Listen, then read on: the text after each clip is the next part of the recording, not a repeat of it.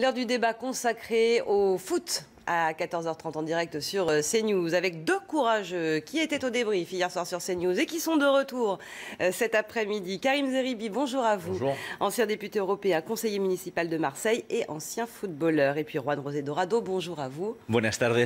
Buenas tardes. Ah bah ça y est, maintenant on est tranquille. On parle espagnol. On ne parle qu'espagnol. Bah oui, c'est un petit peu ça. Alors, on a vécu la défaite de Marseille ensemble, la victoire de l'Atlético Madrid après une nuit de repos. Je vais d'abord demander à Karim Zeribi comment vous l'avez digéré ce match. Bien. C'est difficile, encore une fois, parce qu'une défaite, c'est jamais agréable quand on est un passionné de football et qu'on supporte ses couleurs.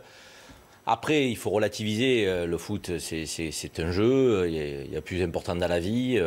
Et puis, très franchement, nous étions outsiders. Alors, les regrets proviennent quand même de ce bon début de match de l'Olympique de Marseille, de cette erreur qui a provoqué le but de l'Atlético et qui a changé un peu la donne, des concours de circonstances qui ne nous ont pas été favorables. Mais ça fait partie des aléas du football. Je crois que les supporters de l'OM sont tristes, mais n'ont pas eu honte hier soir. Donc, gardent une fierté qui les caractérise. Et d'ailleurs, ce qui me réjouit aussi dans cette défaite, c'est qu'il n'y a pas eu de heurts, de bagarres, de violence. C'est resté dans une ambiance quand même football, bon enfant. J'ai envie ce matin plutôt d'être dans un esprit sportif, de féliciter l'Atlético de Madrid, qui est un club qui a construit depuis des années son projet et qui doit nous inspirer à nous, Olympiens, aujourd'hui, parce que ça fait 9 mois qu'on a une nouvelle équipe dirigeante. Nous sommes parvenus en finale de la Coupe d'Europe. C'est une marche qu'on n'a pas su franchir, mais qui laisse augurer quand même d'un avenir plutôt intéressant pour l'OM, avec un public hors norme, comme il y en a très rarement en Europe.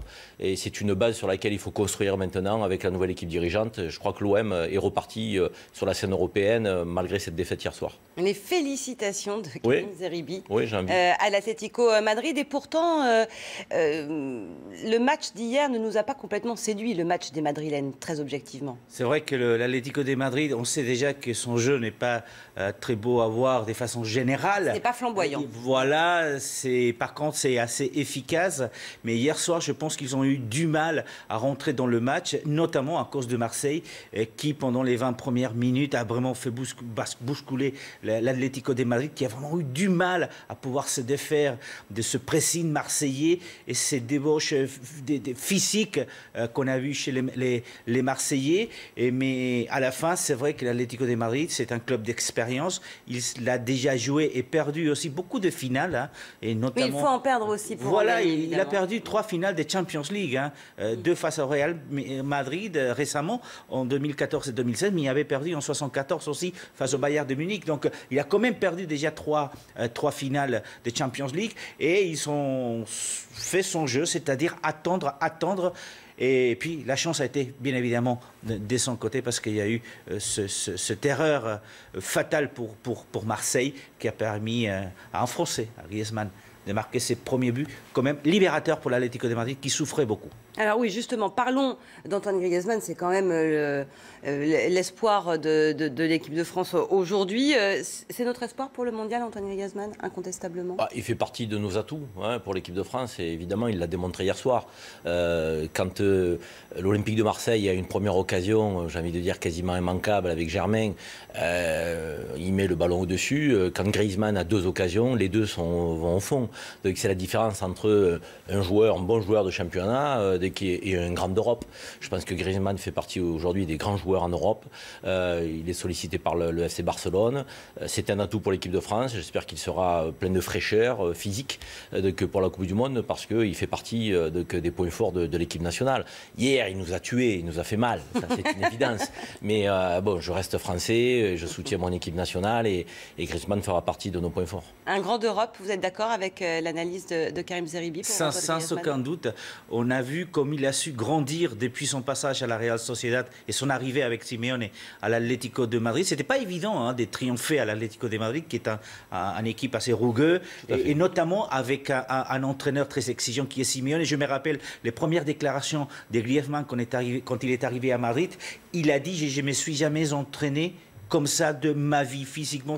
Il était vraiment très fatigué la première année. Il a grandi aussi en équipe de France et ça c'est important à le signaler. Aujourd'hui, il est vraiment désiré par beaucoup des clubs et notamment l'OFC et Barcelone. Et aujourd'hui, les hymnes, notamment de la presse catalane, c'est Griezmann.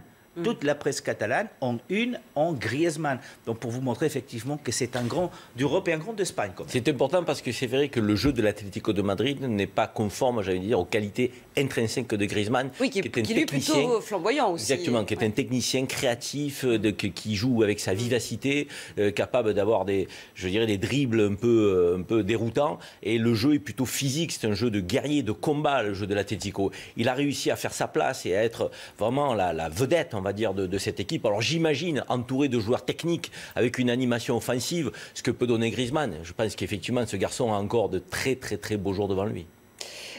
Antoine Griezmann, qui est donc une superstar pour nous, est-ce que vous connaissez la propension des Français à faire monter comme ça des joueurs et après être un petit peu déçus? Vous pensez qu'on a raison de s'emballer pour lui? On peut s'emballer pour lui parce que ce n'est pas trop tôt. Non, c'est pas trop tôt. Et ce n'est pas uniquement que le match d'hier, ni la dernière saison. Ça fait plusieurs saisons qu'il est au top. Il l'a démontré avec l'Atlético de Madrid. Il a marqué à chacune des finales qu'il a jouées, même si hier soir c'était la première qu'il gagnait. Non, mais c'est un joueur efficace. C'est un joueur en plus qui est très aimé des vestiaires par où il est passé. C'est un joueur fédérateur dans un club. C'est son paradoxe d'ailleurs, parce qu'il dit qu'il n'aime pas tellement être un leader. Et pourtant, il se comporte comme tel, en tout cas sur le terrain. Oui, je pense qu'il a une nature qui est un peu celle du bout en train aussi, dans le vestiaire. Donc, il crée la bonne ambiance. C'est un garçon qui a de bonnes ondes. Donc, on le voit, il est souriant. Donc, il est beaucoup dans la blague hors football. Il est vraiment comme ça. Je crois qu'il est naturel, il est authentique. Et c'est aussi pour ça que le public apprécie ce garçon. Aujourd'hui, on recherche de l'authenticité quand on veut apprécier quelqu'un. Griezmann, je pense que la différence entre un bon joueur et un grand joueur, il est là dans les grands moments. Et Griezmann, il démontre qu'il est là dans les grands moments. Quand vous prenez un Thauvin, qui est un bon joueur du championnat de France, mais qui est passé complètement inaperçu hier, et un Griezmann qui a 2 occasions et qui les met au fond, il fait gagner son équipe, on voit la différence entre un bon joueur qui est Florent Thauvin, que j'aime beaucoup, qui a fait une belle saison à l'Olympique de Marseille, et un grand joueur sur la scène européenne, qui est Antoine Griezmann. C'est fait à 99% pour le Barça. Vous avez des informations? On dit quoi? Enfin, on dit même qu'il aurait signé un pré-contrat, ce qui paraît quand même un peu compliqué à vérifier. Mais cela dit, c'est vrai que son nom circule. Il n'a pas démenti à aucun moment qu'il pouvait partir. Il a encore un contrat avec l'Atlético jusqu'à 2022, si je me souviens bien. Donc, mais le fait est qu'aujourd'hui, payer 150 millions d'euros pour Griezmann, c'est pas cher payé pour ce joueur. Et on sait parfaitement du côté de Barcelone, qui voulait déjà l'année dernière Griezmann, on sait parfaitement du côté de Barcelone qu'ils ont besoin de redorer un peu son blason parce qu'ils ont été éliminés cette année et parce que l'équipe ne marche pas si bien que ça mais il y a beaucoup de stars déjà. Oui, il y a beaucoup de stars. On pourrait se poser des questions après. Qu'est-ce qui va se passer avec un autre Français, Dembélé? Est-ce qu'il va rester? Est-ce qu'il ne va pas rester? Mais pour l'instant, aujourd'hui, il y a quand même Griezmann qui est le nom qui est cité comme l'un des meilleurs joueurs au monde. Et il est logique qu'une équipe comme Barcelone le veut, sachant qu'étant avant de jouer à l'Atlético Madrid, ça serait compliqué qu'il aille au Real Madrid, qui a eu quand même un œil à un moment donné. Il va y avoir un débat, je crois, sur la clause, 150 millions ou 300 millions. Ou 300 millions, donc je crois qu'il y a un débat là-dessus. Il y a un débat là-dessus. Pour le FC Barcelone, la même chose, pour le FC Barcelone, je pense que ça ne sera pas un obstacle majeur, donc, parce qu'on connaît la capacité du club à investir dans un joueur lorsqu'il le souhaite. Mais c'est vrai que ça ne sera pas la même chose. Et en même temps, je crois que c'est le moment peut-être pour l'Atlético de vendre Griezmann et de capitaliser sur ce joueur et de Griezmann de passer à autre chose. Refaire le trident, c'est refaire le trident dont on parlait avec Neymar à Barcelone. Ça y est, on a essayé de le faire avec Dembélé, ça n'a pas marché parce qu'il s'est blessé. mais avec Griezmann, voilà, on a un nouveau trident d'attaque des niveau mondial. Et donc, c'est quand même un coup important pour le Barça, mais aussi pour Griezmann, bien sûr. Pour Marseille, on va penser au mercato, à la suite. On est en construction, vous l'avez répété. Quels sont les joueurs qu'il faudrait au club? Vous disiez que pour l'instant, il y avait des très bons joueurs de championnat, qu'il fallait passer l'étage au-dessus. C'est vrai, je crois que ça va être... Qui fait rêver à Marseille? Ça va être pour nous un enjeu, c'est d'être dans l'enveloppe qui est la nôtre aujourd'hui, en capacité d'aller chercher l'oiseau rare devant, parce qu'on l'a vu hier, donc, combien l'attaque est importante. Lorsqu'on a un attaquant décisif dans ce genre de match, ça fait la différence. Si nous avions eu Fernando Torres, qui était sur le banc de l'Atlético hier, chez nous titulaire, peut-être qu'effectivement l'occasion de Germain aurait été au fond. Ça change complètement la donne. Donc je crois qu'il nous faut un très bon attaquant, parce que Mitroglou, Germain, ça montre ses faiblesses lorsqu'on est un club ambitieux. Il va falloir aussi combler derrière ce manque en charnière centrale, parce que faire passer de Gustavo derrière en défense centrale, ça nous a privé d'un atout majeur au milieu de terrain. Donc il faut renforcer cette défense. On a deux bons latéraux, je crois, avec Amavi et Bounassar, qui est une reconversion réussie. On a des joueurs comme Anguissa qui sont jeunes, qui ont un beau potentiel. Malgré la bourde d'hier. Malgré la bourde, on va dire, du duo Mandanda-Anguissa. Et puis après, la question, ça va être, est-ce que Payet, à 31 ans, va avoir la fraîcheur physique pour nous refaire une saison de génie, comme il a pu la faire dans cette deuxième partie.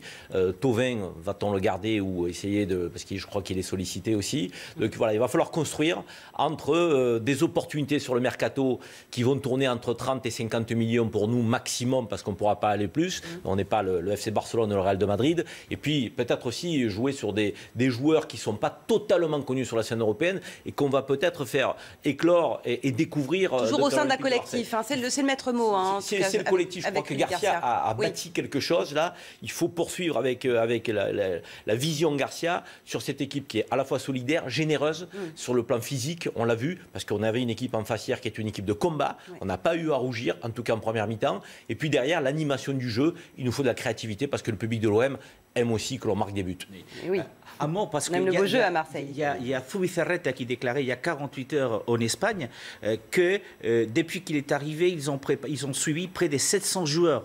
700 joueurs. Il a dit, je suis là depuis 18 mois et on a préparé des fiches sur 700 joueurs. Ça, c'est le côté perfectionniste. Mais ça, c'est le côté perfectionniste. Mais parce que, pourquoi autant? Mais parce que je crois qu'aujourd'hui, les nouveaux dirigeants et le nouveau propriétaire sait parfaitement que pour aller au-delà de cette finale perdue, il faut du temps et donc il faut construire. Et pour construire, voilà, vous avez une équipe avec Rudy Garcia et Zubizarreta derrière qui sont capables et qui connaissent très bien le marché d'amener des joueurs effectivement à long terme ou à moyen terme au moins pour effectivement passer ce palier d'hier par exemple. On a utilisé un terme qui doit être un terme maître mot chez nous à l'Olympique de Marseille, c'est la construction.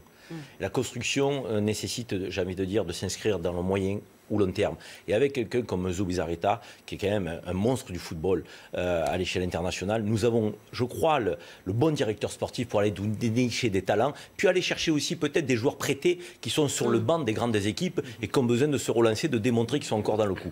Donc on a une bonne équipe technique, on a un président délégué héros qui est un bon communicant, qui fait le job, on a retrouvé notre public et il n'y a aujourd'hui pas de désamour malgré la défaite d'hier, bien au contraire, la fierté est toujours là. On a tous les ingrédients pour construire ce grand club européen dont la France a besoin.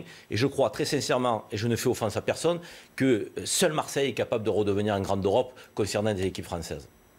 Je vous le dis tranquillement. Oui, mais j'ai bien entendu quand même. Parce que il n'y a pas 2-3 clubs quand même. Enfin, un club auquel on pense. On ne construit pas, Isabelle, une équipe avec des pétrodollars simplement. Il faut une âme, il faut de la grinta, il faut avoir cette capacité à rencontrer un public qui dépasse le cadre de la métropole dans laquelle on agit. Aujourd'hui, Marseille a un public à l'échelle internationale. On a vu cette ferveur hier. Le PSG, sauf que le PSG n'a pas réussi ce qu'a réussi Marseille. En 18 mois, ils ont joué une finale des Coupes d'Europe. Un investissement, je ne sais pas du tout le cas du PSG. Oui, on est tout à fait d'accord, mais voilà, on construit petit à petit. On ne passe pas l'écart. Mais voilà, ils ont du mal, mais il va falloir construire aussi du côté du PSG. Allez, parlons de la construction de la Maison France, cette fois l'équipe de France. Là, c'est plus l'heure de la construction. Là, on est aux finitions. Il ne va pas falloir se rater. C'est un moment important pour Didier Deschamps qui va donner sa liste ce soir dans le 20h. Vous attendez à des surprises ? Pas vraiment. Je pense que Deschamps est un garçon constant, qui sait où il va, qui n'est pas farfelu, qui n'a jamais été très déroutant dans ses choix. Il va faire le choix du sérieux, de la continuité, je pense. Après, il y a quelques joueurs qui ont des petits pépins physiques. Dimitri Payet, par exemple. Payet, par exemple, je crois que ça va être décisif dans son choix final. Et il attend jusqu'à ce soir, peut-être, pour donner sa liste définitive. Je pense qu'on n'aura pas de grande surprise. Vous êtes d'accord, Juan-José Dorado? Oui, tout à fait. Je ne vois pas du tout Deschamps faire des grands chamboulements, même si c'est un ou deux dans son effectif. On se posait la question sur Payet. Apparemment, il ne sera pas de cette liste parce qu'après la blessure d'hier, ça paraît compliqué qu'il puisse récupérer en à peine une semaine. Cela dit, il faut faire quand même confiance à Deschamps qui réussit quand même des très beaux résultats aussi avec l'équipe de France. Vous avez confiance dans cette équipe de France? On est à un mois du coup d'envoi du mondial. Une confiance relative, j'ai l'impression. Non, on a un potentiel énorme. Il faut créer, je dirais, ce qui fait aussi la magie dans une équipe. Donc, être au bon rendez-vous, au bon moment. Ce qu'Aimé Jacquet avait réussi à faire en 98, alors qu'il avait été largement critiqué en amont. Donc, cette équipe, on en avait douté. Après, il faut qu'il y ait une alchimie. Il faut que les joueurs aient envie de se retrouver, s'apprécient. Il faut qu'il y ait cette osmose à l'intérieur du terrain, mais aussi surtout à l'extérieur, parce que la dimension, j'ai envie de dire, de faire l'effort pour le collègue, la solidarité, le soutien des uns et des autres. Le football reste un sport collectif, malgré la capacité des individualités à faire la différence. Donc, il s'est attaché à ce travail-là, Didier Deschamps. Il y tient. Il y tient parce que c'était sa caractéristique. Oui. Deschamps n'était pas un génie. Deschamps était un milieu de terrain défensif qui était un porteur d'eau, précieux pour une équipe et qui a permis à toutes les équipes au sein desquelles il a joué, il a été capitaine, d'emporter des grands trophées. Donc il connaît cette question de l'abnégation, cette question qui fait que la priorité c'est le groupe plutôt que les individualités. Il a toujours misé sur ça. J'espère que nous serons récompensés parce que la France est aussi un grand pays de football et on a besoin de cette Coupe du Monde. Juan-José Dorado, la France a-t-elle sa chance au mondial? Elle a sa chance dans la mesure où c'est un outsider. Elle n'a pas la pression que peut avoir le Brésil, l'Allemagne ou encore l'Espagne, qui aujourd'hui ce sont vraiment les trois pays dont on dit qu'ils pourraient gagner ces Coupes du Monde. Mais juste derrière les outsiders, il y a notamment la France, parce que déjà au Brésil avait fait quand même un très beau parcours, éliminé par l'Allemagne, pas de chance. Mais non, elle est tout à fait capable d'aller... Elle fait peur à l'Espagne? Les grandes équipes n'ont pas peur entre elles, sincèrement. Je ne pense pas que l'Espagne ait peur de la France, comme la France n'a pas peur de l'Espagne. Après, a du respect pour l'équipe de France. Voilà, c'est du respect. Et puis la France a quand même s'il a perdu l'Euro 2016 en France, elle est arrivée en finale, l'Espagne est arrêtée en quart. Donc non, il n'y a pas de peur, mais par contre la France a vraiment une carte à jouer parce qu'il y a cette tranquillité du fait de ne pas être celle que tout le monde regarde comme la grande favorite. La France aujourd'hui possède des joueurs qui rayonnent dans les championnats les plus importants au monde, donc en Angleterre, en Espagne, en Italie. Et ce serait bien de traduire concrètement. Et aujourd'hui, effectivement, il faut jouer de cet assemblage pour avoir une équipe de France qui va fonctionner avec une musique, j'ai envie de dire, collective commune. On a les capacités, on a les moyens. Deschamps est un coach exigeant, rigoureux, et on a des joueurs très talentueux. Donc moi j'y crois, il faut que le public français y croit, il faut laisser passer aucun doute là. Alors l'Italie, elle n'y sera pas, hein. Mais je voudrais quand même qu'on parle d'un grand monsieur, Gianluigi Buffon, qui arrête avec la Juventus Turin. Il a 40 ans, il n'a pas encore dit ce qu'il allait faire. Un mot sur Gianluigi Buffon, c'est la classe. J'aime beaucoup ce joueur, effectivement, je crois Isabelle que le mot qui le caractérise c'est la classe. C'est la classe. Alors déjà, les Italiens la possèdent de manière un peu naturelle, intrinsèque, la classe. Mais Gianluigi Buffon, c'est la super classe. C'est un garçon qui a une carrière fantastique, qui est dans la durée. Quand on le voit, on dirait qu'il a la fraîcheur d'un garçon de 20 ans, toujours ce même enthousiasme. Il galvanise ses coéquipiers. Très franchement, l'équipe qui va pouvoir bénéficier de l'expérience de Buffon sur le banc et dans l'équipe sportive, j'aimerais bien que l'Olympique de Marseille essaye d'attirer Gianluigi Buffon. Je sais qu'il y a d'autres grands clubs sur la liste. Oui, comme par exemple le Paris Saint-Germain. Le PSG, effectivement. La presse italienne en fait état. Parce qu'il va arrêter peut-être de jouer, mais il ne va pas quitter le football. Donc c'est vrai qu'il y a apparemment des conversations avec le PSG et le Real Madrid. Il pourrait faire... il y a toujours Madrid dans la bataille. Ah oui, mais il y a le Real qui est aussi, parce que en tant que directeur sportif, et pourquoi pas, il faut juste rappeler que du côté, par exemple, du Real Madrid, il n'y a pas vraiment un directeur sportif. Et ce peut-être l'occasion d'avoir un grand nom du football qui en plus est très apprécié aussi en Espagne, Qui particulièrement. jouerait le rôle que avait joué un peu Madrid. Valdano à l'époque. Voilà, le rôle qu'a joué Valdano à l'époque, qui était un grand joueur, qui a été entraîneur et qui était directeur sportif. Et en plus, imaginez quand même l'attelage Zidane-Buffon, qui sont Oui, ça. alors là, effectivement, Alors, à choisir, j'aurais un petit fellow pour qu'il aille au Real plutôt. c'est peut-être plus sage, effectivement. Merci beaucoup à tous les deux d'avoir résisté après le débrief d'hier. On se retrouvera certainement à l'occasion du mondial qui commencera dans un mois. On va suivre ensemble, évidemment, la liste de Didier Deschamps. Ce soir, on continue à parler de foot, mais aussi du reste de l'actualité dans quelques instants sur CNews. À tout de suite.